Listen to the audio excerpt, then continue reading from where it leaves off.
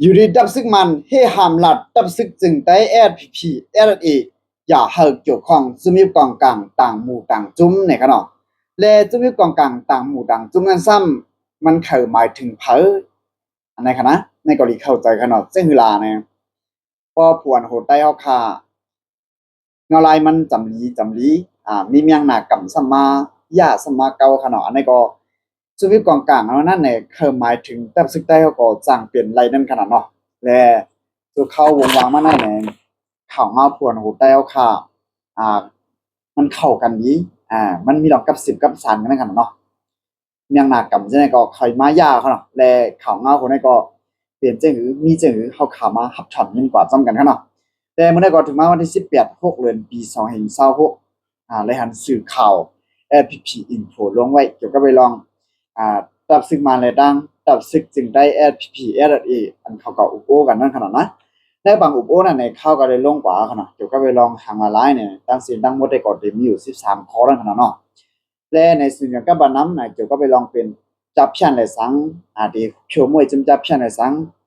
บ่ย่อลองการไปมักมีได้สังการไปปิญญาได้สังไปย่อลองน้ำเย็นจังได๋ได้สังแหน่จากกว่านั้นขนาดเนาะแต่ใน13ข้อนั้นซั่นน่ะอยู่ดีจำซึกลงหยาเป้ขนาดจำซึกมันมั่นใจว่าตับซึกจึงได้ LPP LA แน่เนี่ยเตรียมได้เกี่ยวข้องตับจุ้มอันยิบกองกลางตับซึกอันยิบกองกลางต่างหมู่ต่างจุ้มเนี่ยอันนี้ก็มันนัดซื่อๆเขาเนาะพอเข้ามาด้วยเนี่ยจุ้มกองกลางต่างหมู่ต่างจุ้มว่าแน่เนี่ยกับ10กับ3ก็แน่เนี่ย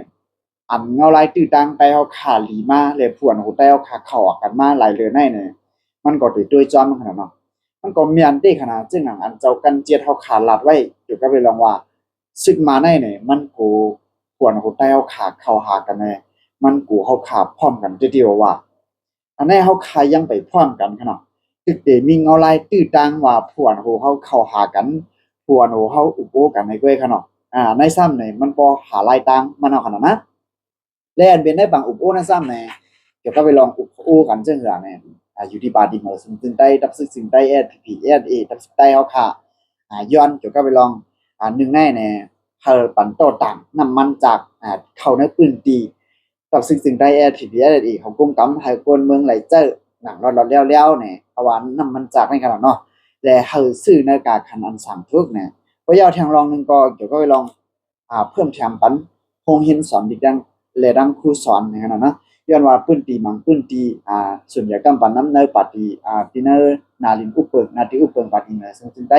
กับซึ่งจึงได้ LPPLA นั่นเนี่ยครูสอนมอสอนในดังโรงเรียนให้ตึงยกยามไว้เนี่ยแต่เฮาเพิ่มแถมครูสอนและดังโรงเรียนเนี่ยอันนี้ก็เขาตุกย้อนนั่นกันเนาะแต่เกี่ยวกับไปลองจุ่มจะเพี้ยนมันจุ่มหยอกเรียนกินมื้อหนึ่งออนไลน์นั่นก็กับซึ่งจึงได้ LPPLA เตะหัวมือกับซึ่งมันใช่เลยเฮ็ดสร้างกว่าเนี่ยอันนั้นเนี่ยพอเข้ามาด้วย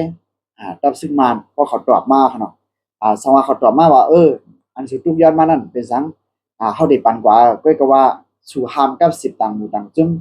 ก็ว่ามันว่ากันเนาะหามกับ10หามกับ10กับ3แต่หามเข้าออกกับ10ใต้สู่หน้าเนี่ยตอนสิว่ามันว่าไหนกันขนาดเนาะ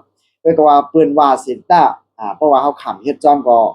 อยู่ที่เฮาคาก็อยู่คั่นเนาะอันนั้นได้อยู่ที่เฮาขันล้ำย่ำล้ำนำอยู่ที่เฮาขันล้ำนำจักมือกันนี่ขนาดเนาะจะย้ำๆคั่นนะย้อนนั้นเนี่ยอันนั้นได้ก็อยู่ในว่าผู้อันคนใต้เฮาคาตื่นตีเลียดเซียวแต่ลักเหลี่ยมแชมป์กาบเหิมันอยู่นั่นขนาดนะอันนั้นได้ก็เพดัดเข่าอีเก็บๆอีป๊อดๆมันเฮาบ่ป้องใจง่ายได้ก็อ่าตับซึ่งมาได้เนี่ยมันกูผู้อันผู้ใต้เฮาคาเข้าออกกันในกับ10กับ3กันแลร่วมมือกันเตี้ยวๆว่าในนั้นขนาดนะในเกี่ยวกับเรื่องข่าวเมาในพี่น้องได้ก็ได้เสียวเขายินเขาแนวมีดังหันถึงซึ่งในก็ปานให้ดังหันถึงสิเจ้าไว้ตั้งแต่วิดีโอของในรายการเนาะมาสู่ตั้งหมดตั้งเสียงค่ะ